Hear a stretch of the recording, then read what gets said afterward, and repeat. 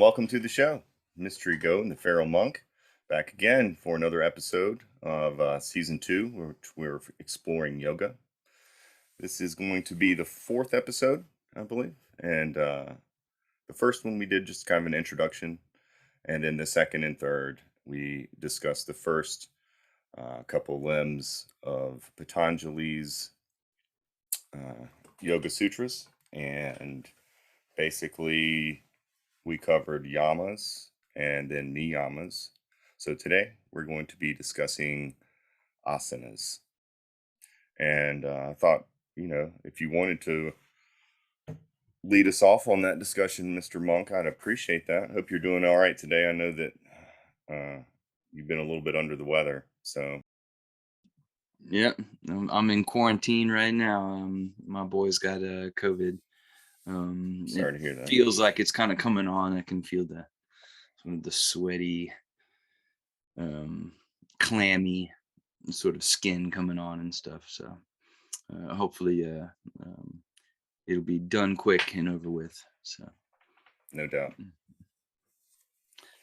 yeah, but yeah, to start off a discussion on asana. Um, Wow, asana is a huge topic. It's like one of those topics like time almost. You can approach it from so many different aspects. It's an extremely uh, complex history of like how the poses developed at all. In Patanjali's So, yeah, case, so right off the um, bat, asana means like pose or posture, correct? yeah, in the sense that in its original sense, it was a seat, Right? right? So it To would sit down be beside, not just to sit down. just to sit You down. know, like just a seat, like Okay. a posture, a seating posture that you would take up to practice some of the different ascetic breathing practices or concentration practices or for meditation, What contemplation, those kinds of things. what is it I'm thinking of so I can just stop thinking about it? What is it that means to literally like sit down beside the teacher? Upanishad. Upanishad. Thank Yeah, you. yeah. Okay. Because it's the words upa ni shad, kind of like tira me su, Okay. you That know, was pick bothering me me. up, you know. All right, Uh, thank you. but yeah, so it's had a long development to get to where we are today, right? And in a half an hour, that's going to be um, likely impossible to cover all of those in routes. Anyone who wants to dive into the development of postural practice further, I would say go check out Mark Singleton's book, Yoga Body, or James Mallison's and Mark Singleton's book, The Roots of Yoga. And so those deals specifically sort of with that how those postures went from a seated posture to do certain spiritual ascetic practices in to this vast array of postures and poses that we see today. So it's a broad subject. In its original context, in Patanjali's context, it's a seated posture. Um, but by the time you get to maybe, and so I think most people put Patanjali around 200 AD. I think Indians tend to put him more about 500 BC. Okay. Um, but so by 1000 AD, you're starting to get these Buddhist tantric texts that are starting to mention Mayurasana. That's the peacock pose. It's sort of balancing with the elbows into the stomach. It's a very typical asana that you still see ascetics practicing in India today. Hmm. Um, and so yeah, you have different texts. I remember I mentioned something at some point in one of the podcasts about the 84 asanas, and saying that they were coming from the Shiva Samhita. And there, it's just been such a long time since I dove into all these texts. They're kind of jumbled up a couple of things. So the 84 poses is actually coming out of the Gorakshapati, but that whole idea of that there's a posture for every being and all that's definitely coming from these more like Shiva texts, and it's attributed more to Shiva. Even in the Gorakshapati, the bringing of yoga to humankind is seen as something that Shiva did, right? So And so if you're going to take the Shivic route, then you can take asana all the way back maybe to the Indus Valley civilization, like 2500 BC or so. You have these sort of clay seals. Now it's up for debate if those are actually showing yoga postures or not. All You right. have some scholars saying they are, and you have some scholars saying they're not. I think it's Pashupati is seen as sort of like a Conan Master of the Beasts kind of thing. Okay. He's sort of like a heroic figure that has this unique connection to all of the wild animals. He's sort of depicted with these kind of like antlers on the head, and he's seated in something that looks similar to Baddha Konasana today, sort of the cobbler's pose where you've got the feet together and the knees out to the side Mm-hmm. of sort of like a butterfly pose, Butterfly but you're not pose. moving, Yeah. you know. Um, So yeah, and so but there's rings all over the arms and legs and stuff, and that tends to be something that is more done by women in India. These rings and stuff. So it's not even clear: is it a man? Is it a woman? Is it really a yoga posture? Is he meditating? Is it just an image of somebody seated? So we don't know a whole lot about that. So you're gonna have like one side that it's with every history. You're gonna have one side that wants to fit the evidence to their idea, and you're gonna have another side that isn't going to take on any ideas. They're just going to leave the evidence often unconnected. Both of those aren't for me aren't desirable outlooks because I don't know what to do with it's that. complicated. It makes it Yeah. muddled for sure. Yeah, or what am I supposed to do with asana? Because I've practiced these quote unquote modern postures for a long time and derived insane benefit from them physically. You know, Mm-hmm. Mm-hmm. so um, it yeah. So I'm always So searching more for like the practical application of things. right, Uh, right. Instead of the nostalgic or romantic. Those are fun. I enjoy drama, I enjoy theater and stuff like that. But yeah, I'm always looking for like how can I use it? What can I do with it? What's Yeah. that How kind can of I thing. apply So, it? Yeah. yeah, Um, so the 84 poses that you mentioned was kind of like the beginning or the first set. And what did that really develop kind of into? kind of like the oldest texts maybe have like one or two poses in them. Like the Shiva Samhita that I was originally in my mind had somehow associated with those 84 poses actually only describes two. It does say that 84 postures are beneficial to mankind, but it goes on only to describe two poses. Right. So I don't think it's until And there's another set that has like 26 poses, right? yeah, and like I said, the Goraksha Padati has 32. Okay. Or no, no, the Geranda Samhita has 32 poses. The Hatha Pradipika has I think about 15, something like that. So they all have like different poses. They also all talk about many more poses. And so for me, that just sort of implies like, okay, the poses that they're willing to talk about or to put into textual form are things that they're willing to share Yeah. with the public at large and Hmm. can be applied to people generally. And this mentioning of other postures, I think those things are sort of reserved then for initiates, into the sampradaya or the spiritual family Oh, um, wow. Okay. there. So um, So, yeah. so what yoga developed really with the poses in mind? Was that hatha or tantra or Well, tantra is going to be the background to developing hatha. okay. So it's going to be these. Actually really funny. Hatha Yogena in the original tantric Buddhist text is talking about a sexual ritual, a tantric sexual ritual, in which you hold back your ejaculation while penetrating the woman during this ritual. So you're not supposed to lose the seed. Um, and so this seed has been given like a few different names and things as well. So it's been called Bindu or Amrit. And so there are a lot of practices like in Kriya Yoga, the Kichari Mudra, to curl the tongue back and close the nose so that you're in this like cycle, and the Amrit as it drips down, then you're able to collect it or keep from losing it.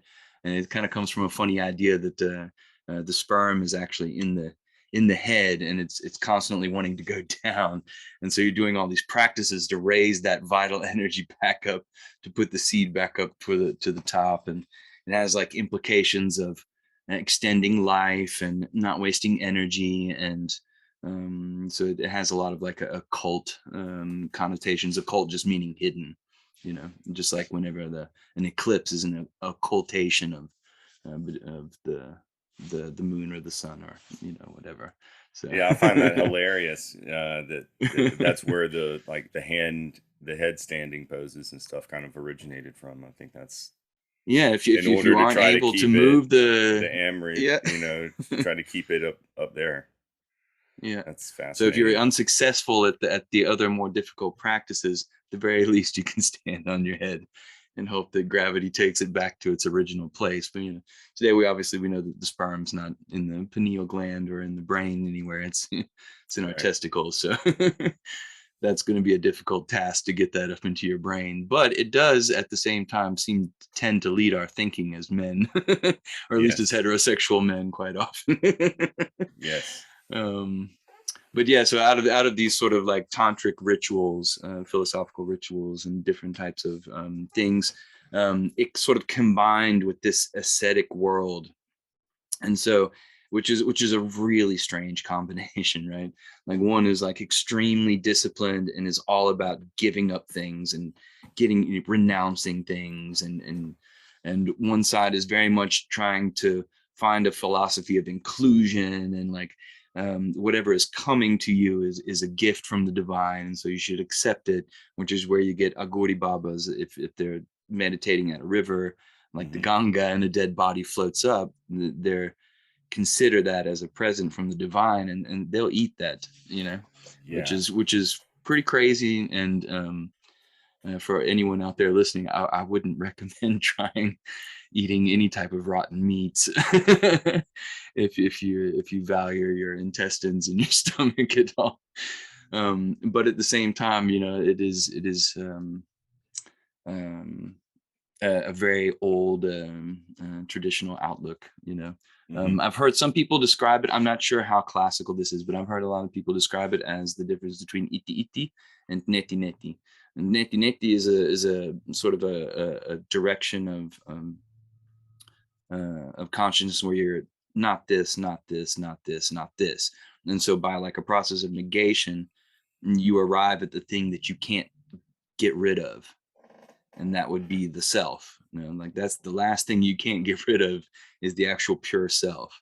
And you can say, well, I'm not my thoughts, and I'm not my speech, and I'm not my body, and I'm not my hair, and I'm not my you know Yes. but there's a deep self inside of you, this sense of being that you can't get rid of. Hmm. So, and the iti iti would be this and this and this and this and this.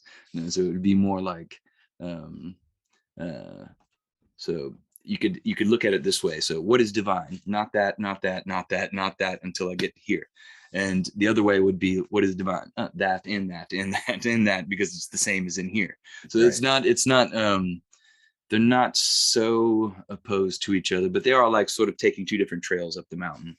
And um I do think probably more people have gone crazy on the tantric side than Hmm. they have on the other side, because anytime you're allowing a certain type of like indulgence or thing, you're giving yourself the opportunity to become caught up in it and become addicted to it. And you can do that with asana. You can do that with like a lot of different things. You can get completely swept away by it, and then lose the end goal of what you're doing. You know. Yeah. Yeah, I could see that happening. So I guess to bring it, back into like a modern or current situation with the poses, that seems to be what's the most popular aspect of yoga. That's what people seek out when they think of yoga is doing the postures and the poses. Um, and what would you say for someone that's beginning? What kind of yoga should they look for? Because there's so many different kinds. You've got the Bikram, hot yoga, and then the Ashtanga, and like we were talking about the Tantra and the Hatha. And Yeah, I mean the Ashtanga, the Vinyasa, all of those things are going to fall under the Hatha development, and the Hatha development is going to fall under the Tantric development. So those are all okay, going to be kind of like a similar stream. The reason for the poses coming about in the way that they do today, this combination of like this Tantra and asceticism, is that like the tapasya of sitting in cold water at 4 in the morning on the middle of winter is not attainable for a lot of people, right? Like you have right, to be a really dedicated ascetic, um, feel practicing to do that. I mean, or or Wim Hof. You have to have some type of, that's not going to be for everyone. That's no, not going to be for everyone, no, and it wasn't ever intended to be for everyone, right? But the interesting development is when these sort of ideas of tapasya, this um, uh, arduous postures or arduous things that you're holding for long periods of times that are creating or stoking that inner drama of like and dislike and aversion and craving to be out of the pose and be done with it or whatever it is, that's stoking all of those inner theaters and giving an opportunity for you then to see the game afoot, right? yeah, So but bringing that to a larger population meant taking these tapasyas and finding maybe other ways to have certain types of postures that you can hold for longer periods of time and sort of create that same kind of um, elicit that same kind of situation where you've got an inner drama to be aware of, and then hopefully ending in that samadhi realization that actually the self is the witness of these things and actually isn't entangled in them. right, So which is a good thing, and that inner distance is a very good thing to recognize in asana, and asana provides a really good platform for that. And so modern yoga, it tends to focus, asana has tended towards a development towards therapeutic and fitness, right? Nothing wrong with that. That's totally cool. We got this body vehicle. It's allowing our consciousness a lot of experiences, and so that's not something, I don't feel like that's something to run away from or to uh, what would you call it, denigrate or mm-hmm, insult or something like that. mm-hmm, um, but I do see it as like a very good development, that asana has come to mean this much broader um, set of postures and sequences and movements and things like that. In the modern age, if you want to be safe learning asana, I would suggest you go to an Iyengar class. As far as like the classes that are available out there, the teachers are extremely knowledgeable. They're not allowed to become certified Iyengar teachers until after 8 years of study, wow, and so they know their stuff inside and out. You're going to get, like, if you go to the Ramamani Institute or something in Pune to go visit, the where Iyengar was teaching his center that he developed there. um, and you're in the triangle pose, you might end up with 300 different instructions for triangle. mm, It's okay, not just bend the waist, arms up, and with the legs spread out, or make sure the triangle is a nice forms triangle or something like that. There's going to be very small, detailed areas of muscles and things that you're intended to activate and use. And the purpose of that is to spread your conscious awareness through to the most subtle parts of your body and to learn the asana from the inside out, to really experience what is going on in your body during the pose. Um, and that's not necessarily everybody's motivation. If your motivation is simply therapeutic or fitness oriented, then that's absolutely fine too. Those What you want to be careful with then is making sure that you don't end up in an asana class where the teacher is not walking around correcting people or helping people out, because you might end up overstretching. If your goal is like, I absolutely have to be able to do the splits or the front back splits like Hanumanasana, um, and you're not doing other poses to to set like a certain amount of strength juxtaposed to that elasticity, then what you're going to end up with is really elastically loose joints. And whenever you get old, that's going to cause a lot of problems. Yeah. And then that's something that at the institute there, the Iyengar Institute, that was something they dealt with a lot, were people who were coming from other traditions that were a lot less alignment oriented and a lot less like physiologically oriented. They're Yeah. just like, this is the pose, do it, good luck, kind of situation. Or a lot of times the vinyasa classes are moving so fast through their flows Yeah. that the alignment gets lost, right? Mm-hmm. And those flows were intended to sort of like, capture this busy modern mind and give it something to do to help entrain it into a rhythm, right? Just like rhythmic breathing is, Yeah. doing, or any of those other things. Mm-hmm. Um, but yeah, I would recommend, if you're getting into asana, whether for therapeutics or whether for its original intention of meditative realization, start with an Iyengar class. It'll be safe, and He you'll learn a lot. he wrote was it Light on Yoga? Yeah, he wrote several books. I've got some really long volumes that actually you can only buy in India, from him. But in the West, he wrote the Light on Yoga, um, oh, Light on the Yoga Sutras of Patanjali. Mm-hmm. He wrote quite a few. Light on Pranayam. He wrote quite a few books on that. So Yeah, I've perused over Light on Yoga in school. yeah, that's a great book. It's he gets much more detailed later in his life, right? So Mm-hmm. that's like the first book that he put together. He was a fairly young man at that point, Yeah. but he went quickly into prominence. I mean, he was teaching yoga to Jiddu Krishnamurti, to the Mother Queen of England, had her doing headstands and stuff. I mean, she doesn't have any semen, but Right. but he had her doing headstands and stuff. Um, and he's just really good. He's the one who developed all of the props, the belts, the blocks, the all of those different props, and it was intended so that people who didn't have the physical capacity to benefit from the full posture were able to adapt the postures and still gain therapeutic benefit from it. And so it was a great innovation actually for yoga. And I mean, now you see yoga blocks everywhere. So Yeah, I think that's something I really need to explore more is using some of the props. But yeah, you can use these blocks that they sell, yoga blocks, and they've got straps too. mhm. They've got all kinds of contraptions now that'll help you. Yeah, You yeah. can invert yourself and stuff like that too, like hammocks and stuff.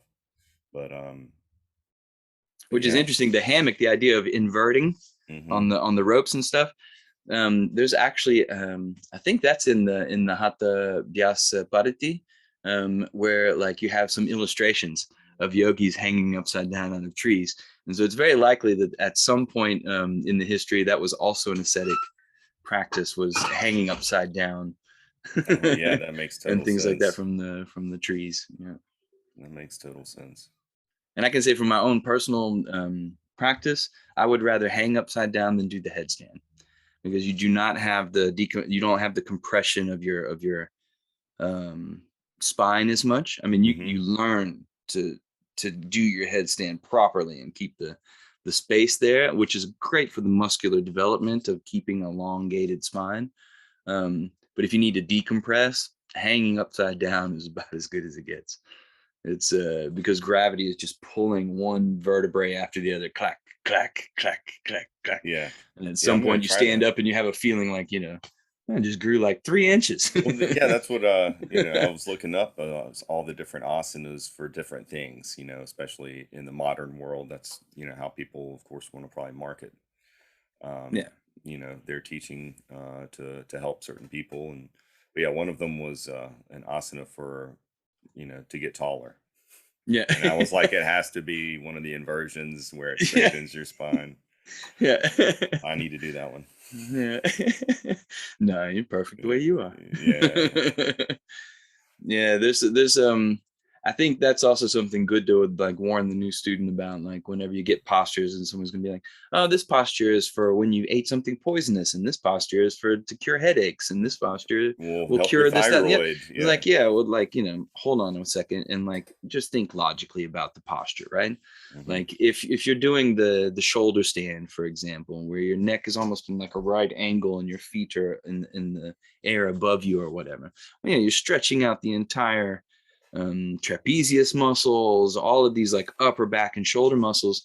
And so, yeah, any type of tension headache that comes from there is going to be relieved. But that Yeah. doesn't mean that the pose is somehow magically doing certain things. Right. It's going to depend on, I mean, you're doing a whole sequence. So you're bending backwards. So you're opening the front parts. You're going through all of these different possible movements to explore your physicality with. And then um, the obvious result of that is going to be internal massage of the organs. It's going to be squeezing fluids through tissues because of this elongation and contraction rhythm that's going on. There's going to be a cascade of physiological effects from that, just Hmm. like there Yeah. would be if you went to a gym and you did stretching and strength training. The Right. only difference here is what you can do with asana more than just as a physical fitness regime, which is which would be how I approach asana um, Yes. as well. You know. Yeah, and I think that, I know you mentioned that you've definitely gotten a lot of crazy physical benefits from doing asanas over the past 20 years or so. But you probably have also had a lot of really good like mental and psychological benefits that come from just the physicality. Like Mhm. I mean, you know what I'm saying? Just like um just the exercise itself. I mean, as long as you're not doing it from a place of ego where you're trying to just look that, you know what I mean. Yeah, I can yeah, I can see where some of the physicality can meld over into the you know improving the emotional state. yeah. For example, memory isn't just based in your brain, right? And you have muscle memory, you have like contextual memory, memory of smells. I mean, memory is a very holistic type of apprehension of your environment and circumstances. And so, if you've got unknown tensions, from repeated movements, making your body out of alignment, out of balance, and all of those are going to be tugging on your subconscious constantly.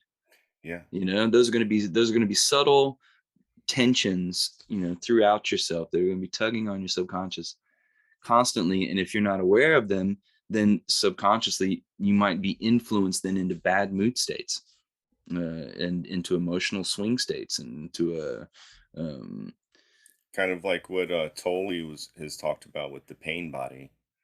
yeah, How exactly. our body can kind of store pain and then Oh, we definitely can. We can store a lot of stuff. We can yeah, store a lot of stuff that's all unnecessary, yeah, but we do, yeah, you know. yeah.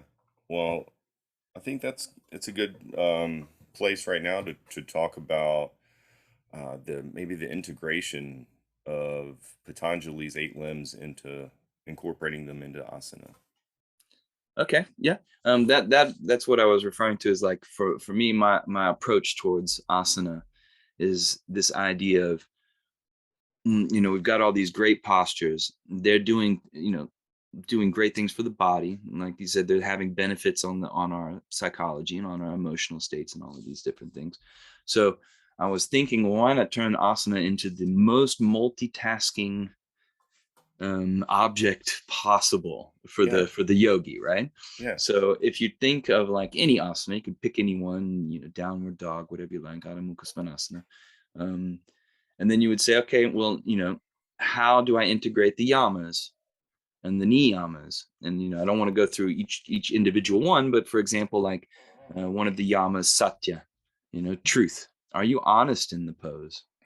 You know, Hmm. Are you trying to go further than you actually can? Are you being honest with yourself of like where you are right now? Are you forcing yourself into lotus, and Yep. like cracking knees and stuff like that just because you think lotus is somehow a magical way to sit?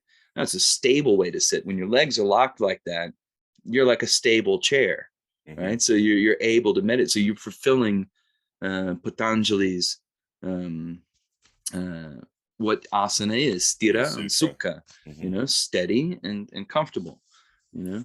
Yeah. And so if you're not comfortable in lotus, what are you doing it for? Right. You're doing it for ego reasons to be cool and look like you're in a lotus pose. Oh, I'm a meditating yogi or whatever. Hmm. And look at me. Hmm. And so yeah, so that would be sort of like a way to bring satya into the asana. And you could Hmm. do that with all of the yamas, all of the niyamas. Maybe another one that would be interesting would be ahimsa, Right. non-violence. Don't be Hmm. violent with your asana. Don't force yourself into poses and overstretch your ligaments and your joints, or overwork your muscles to like to the point of having muscle soreness and things like that's all ego stuff. That's Right. like not that's not working with the reality of your body as it is right now, Hmm. and Hmm. practicing that always. Yeah. um, Being present here now with things as they are. That's Right. always the driver towards samadhi, or towards enlightenment, or towards moksha, or kaivalya, liberation, whatever you want to call that. Yeah. That's Yeah. always moving in that direction. So you can integrate the yamas and the niyamas that way. Contentment, be content with where you are with your asana practice. Yep. You know, I'll allow you to, you know, think about that further. Pranayama in asana, you find that actually quite a lot of traditions. Some traditions say you do not practice them together, but in Ashtanga Vinyasa, for example, you're practicing Ujjayi Hmm. pranayam while doing all of your sequences and poses, which is the sonorous throat lock Yeah. breath. Yeah. Excuse me. Hmm. Um, then so you're integrating pranayam. Yeah. Pranayam's having a direct effect because it's rhythmic and stuff. It's having a direct effect on your psychological state. Not only the physical tensions that you're releasing are releasing those things, but also that. So you can move on also from there to Right. Pratyahara. yeah, pratyahara. While you're in the asana, be in the asana. Hmm. And about your lunch and who's watching you and all of those things, and it Yeah. doesn't mean anything. Be You present, like you were saying. Be Yeah. present. Be present, but be present inward. Learn the Inwards. asana from inside out, and not from outside in. Hmm. Um, then you would have dharana. I mean, Hmm. that's just obvious that if you're present completely with the asana, you're concentrated. Yep. If you've got the breath and you're conscious of the yamas and the niyamas and everything integrated into the pose, then you're also concentrated. And if all those other aspects are being met, well, then you're meditating. So now Yep. you're meditating in the pose. Now you've got dhyana in the Jhana. pose. All of that fits together. You might just wake up in the pose. Hmm. You might just wake up in the pose. All of that theater and drama and release of tensions and all the plays going on might just kick you right into samadhi. And okay, that's who I am. That might happen. That might happen. But I would say that's probably those are the two main things for approaching asana. Find a tradition that is safe and detailed and is not going to cause you to hurt yourself, and then Yeah. integrate those 8 limbs into your asana while you're practicing them. Just like Patanjali showed us how to do. Man, excellent. Thank you so much for being part of this episode and sharing all the wisdom and experience. And thank everyone out there for tuning in. Make sure you hit the like button and subscribe if you don't mind. Share it with all your friends and leave a comment in the comment section. If you have any questions, we'd love to hear from you. All right, Mystery Go out.